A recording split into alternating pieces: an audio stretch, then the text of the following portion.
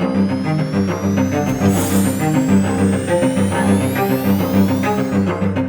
I'm Simon Burns. I'm the Chief Commercial Officer at the Port of Newcastle.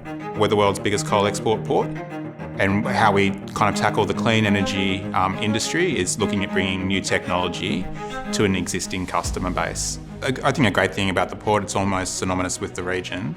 It has so much space to grow, which is quite unique in terms of a metropolitan port in Australia. And we're the busiest port on the east coast of Australia, but we only use the channel half the time. So to put that into context, we have 2,500 vessel visits a year, and we could do another 2,500 easily today.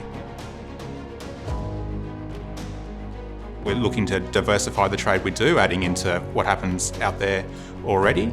But when we talk about clean energy opportunities, or we talk about doing the container terminal, we're talking about doing it here because it's the best place in Australia to do that. So almost 3/4 of the coal that ships through the port goes to Japan and South Korea combined.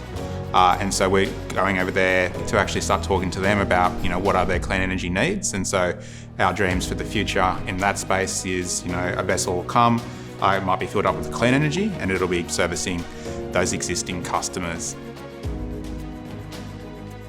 We've done a lot of interviews with the community around what is it in their lived experience that makes it such a special place.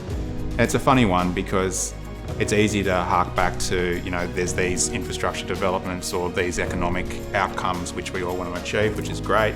But where we kind of landed more recently is it's the culture of the region that makes it so special, and then starting to create the connections between those different things happening here so we can become more aware of what's possible.